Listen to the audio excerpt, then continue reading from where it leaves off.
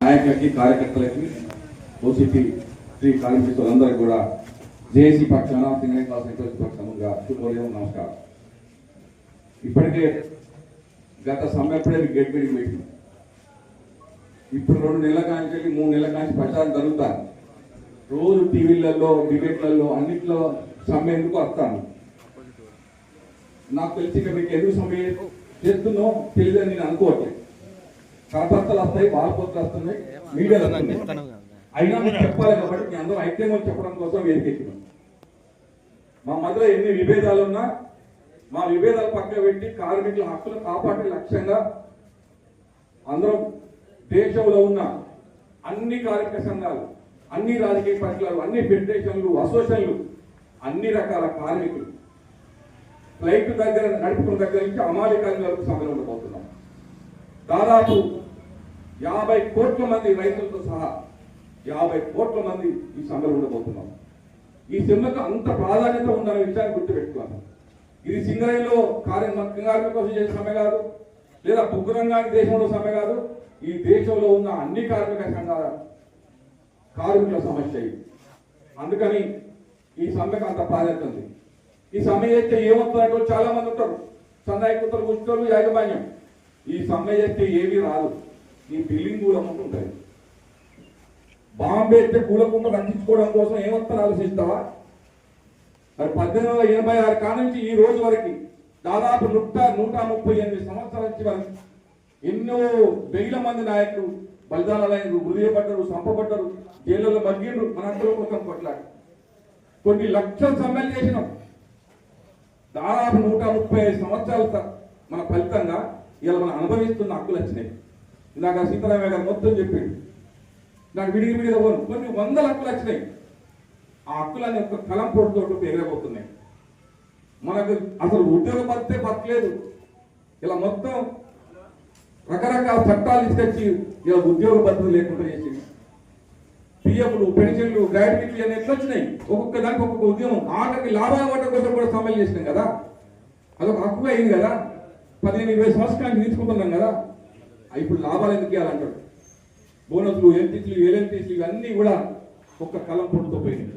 ఆఖరికి ఎన్నికలు కూడా 51% వచ్చినా గెలవాలట. ఈ నరేంద్ర మోడీకి 51% ఓట్లు వచ్చినాయా? ఈ నరేంద్ర ప్రభుత్వానికి 51% ఓట్లు వచ్చినాయా? కానీ కార్మిక సంఘాల ఎన్నికలు మాత్రం 51% వస్తేనే రికవరీ ఉన్నాడు, లేకపోతే మళ్ళీ యాజమాన్య కిందకి మనం పోవాలి. ఇట్లాంటి సిస్టమ్ తీసుకొచ్చారు. పిఎఫ్ పోతలు, సమ్మె చేసే హక్కు లేదు. సమ్మె చేస్తే మీ నాయకులు పిలిపిస్తే మీరు సమ్మె చేసేటోళ్ళు. ఇప్పుడు ఒకవేళ సమ్మె జరగకపోతే మెజార్టీ 100% సమ్మె చేసిన కార్మికులకు జైలు శిక్ష పైన 4 లక్షల. సమ్మె చేసిన కార్మిక సంఘానికి 10 సంవత్సరాలు జైలు శిక్ష, 4 లక్షలు 5 లక్షలు పెనాల్టీ. ఇక మీరు సమ్మె చేస్తావా? సంఘం పెట్టుకోవాలంటే 10% సభ్యత్వం ఉండాలట. ఉంటావా? ఇలా 80% సంఘాలకు 10% ఓట్లే రాలేదు. సభ్యత్వం ఏం చేస్తుంది? 10% మెంబర్షిప్ చూస్తే రిజిస్టర్ చేసుకోవాలి. అంటే సంఘమే పెట్టుకోవద్దు. అంటే ఇట్లాంటి కఠినమైనవి. కారణం ఏంటి? పారిశ్రామికవేత్తలకు ప్రభుత్వ రంగ సంస్థలు అమ్ముతే ఈ కార్మికులు సమ్మె చేయకుండా ఉండడం కోసం కార్మిక సంఘాలు లేకుండా చేయాలి. కార్మికులకు చట్టబద్ధంగా కోర్టు పోతే గెలుస్తున్నాం కాబట్టి చట్టబద్ధంగా మనం కోర్టుకు పోకుండా ఉండడం కోసం పార్లమెంట్ చట్టం చేసింది కాబట్టి కోర్టు కేసులు కూడా కోర్టు తెలియదు. అంటే ఇంత నిబంధనలు నాకు అర్థం కావట్లేదు. ఎంత కఠినమైన కేవలం పారిశ్రామికవేత్తలకు కట్టబెట్టడం కోసమే ప్రభుత్వ రంగ సంస్థల్ని ఇవాళ ఈ నిర్ణయాలు తీసుకుంటున్నాడు. అందుకనే 1000 కోట్ల ఆస్తులు ఇవాళ పారిశ్రామికవేత్తలు మనం దానదత్తం చెప్తాను. 13,000 కోట్లు 16,000 కోట్లు ఒక్క ఆదానికే దానదత్తం చేసింది. ఓడ్చోమంటున్నా. ఈ నరేంద్ర మోడీకి మనకి ఏం మిగిలించినట్టున్నా నేను. ఇక ఇది కనుక అమలైతే ఇంకా ఏమీ మిగలదు. అందుకనే దీనికి అంత ప్రాధాన్యత ఉందని చెప్పి కార్మిక సంఘాలకు మీకు చెప్పదలుచుకున్నాం. అందుకే ప్రతి ఒక్కరు దానికి చెప్పారు. రైతుల కానీ మనం అర్థం అన్నమా? రైతుల సొంతది 6-8 రాష్ట్రాలు ఒకటై ఢిల్లీ దిగ్బంధించి నరేంద్ర మోడీ మొట్టమొదటి తల వంచిపించి సారి చెప్పించుకొని చట్టం రద్దు చేసుకుని ఒక్క రైతు సంఘాలు మాత్రమే గుర్తుపెట్టుకోండి. అంతకన్నా అధ్వానం కాదు. కార్మిక వర్గం అంటే ఒక కార్మిక ప్రభుత్వాలే మార్చగలిగే శక్తి మనం ఒక్కటి కాలేదా? ఒకటి కామా? ఈ నరేంద్ర మోడీ ప్రభుత్వం అధికారులు ఖచ్చితంగా ఇప్పటికీ దాదాపు 15 సమ్మెలు జాతీయ సమ్మెలు చేసినాం. మొత్తం స్వాతంత్రం వచ్చే కానీ 21 సమ్మెలు చేస్తే అందులో 90% సమ్మెలు ఈ 11 సంవత్సరాలు చేసినాం. కారణం ఏంటి? మొదటి ప్రభుత్వంలో ప్రభుత్వం పెట్టిండు, రెండో ప్రభుత్వం అమలు చేసుడు, మూడో ప్రభుత్వంలో అమలు చేయడానికి కోసం చూస్తున్నాడు. అందుకే ఈ ఇట్లాంటి సభలు ఇప్పటికి 4 చేస్తాం, దీని ఈ ఒక్క హక్కు విన్నాయి.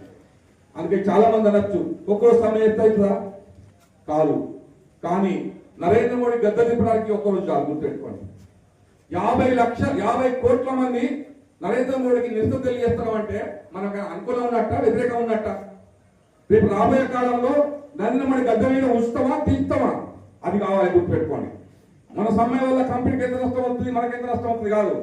నరేంద్ర మోడీ అంటే ఆయనకి 50 కోట్ల మంది నా కార్మిక వర్గం రైతులంతా వ్యతిరేకం ఉందని తెలియడం కోసమే ఒకరోజు సభ. గుర్తుపెట్టుకోండి, అవసరం అనుకుంటే మళ్ళీ నిలబడిక కూడా ఇవ్వచ్చు, అప్పుడు నెల కూడా సభ చేయాల్సి వస్తుంది. గుర్తుపెట్టుకోండి, తెలంగాణ ఉద్యమం కోసం చేయలేము 36 రోజులు మనం. ఈ తెలంగాణ సమయం లేదా, మరి మనమైతే ఉద్యోగ భద్రత లేదు, ఏ హక్కులు లేవు అనుకున్నప్పుడు మన వారసులకు ఏమందిస్తాం? మన వారసులు అందిస్తానికి ఇంకా ఏం మిగలేదు, మనతోటే బూడికి వెళ్ళిపోవాల్సిన పరిస్థితి, గ్రాడ్యుయేట్ కూడా చేయాల్సిన అవసరం లేదు. అట్లాంటి సిస్టమ్ రాబోతా ఉంది. అందుకనే మీ మీద చెప్పినా దీన్ని మీరు లోతుగా అర్థం చేసుకోండి దయచేసి. అందరూ అన్నిల కార్యకర్తలే, అందరూ కండవాలు వేసుకున్నాం. ఇక గుడి చేసుకోలేవాళ్ళన్నా గుడి చేసుకొని అన్ని ఏదో ఒక ఇల్లు కోటేసినాం, ఏదో ఒక ఇల్లు కండవ కప్పుకున్నాం, ఏదో 10-20 మంది అప్ప. మరి మీకు అంతా నేను చెప్పడం అవసరమా? మీరే ఒక్కరికి 100 మంది కానీ మిగతా షిఫ్ట్లో మీరు చెప్పండి, ఈ సమ్మె మనది, మనం ఎవరికో కంపెనీ వ్యతిరేకంగానో ఇంకెవరికో వ్యతిరేక సమ్మె చేస్తలేము. మనకు అనుకూలంగా ప్రభుత్వాలను తీర్చే హక్కులు కాపాడుతున్న సమ్మె. అందుకే మనం అందరం ఈ సమ్మెలు అనుకోవటం ఉన్నాం. ఇది ఒకటే చెప్పదలుచుకున్నాం. యుద్ధం జరిగినప్పుడు ఎవరికి అనగలిగబడ్డామా? నరేంద్ర మోడీ మన మంచోడు, మన లాభం చేస్తాను నిలబడ్డామా? మన దేశం కోసం నిలబడ్డామా? మన దేశ రక్షణ నిలబడ్డాం. అవసరం అనుకుంటే పైసలు లేవు అంటే మళ్ళీ నేను జీతం కూడా ఇస్తున్నాం. అందుకే సమ్మె విరమించుకున్నాం. నరేంద్ర మోడీ ప్రభుత్వానికి అండగా నిలబడ్డాం. పాకిస్తాన్ కోసం ఉడగొట్టడం కోసం మనం అందరం ఆయనకు పూర్తిని అందించినాం. మేము ఉందామని చెప్పినాం. కానీ మనకే బాంబు లేపాలనుకున్నప్పుడు మనం ఏం చేయాలా? మనకు మనం ఐక్యం అవ్వాలా వద్దా? ఇవాళ నరేంద్ర మోడీ పాకిస్తాన్ అయ్యాడు, మనం ఇండియా అయిపోయాం. మరి ఇండియాలో ఒకటి కావాలా వద్దా? 100% కావాలి.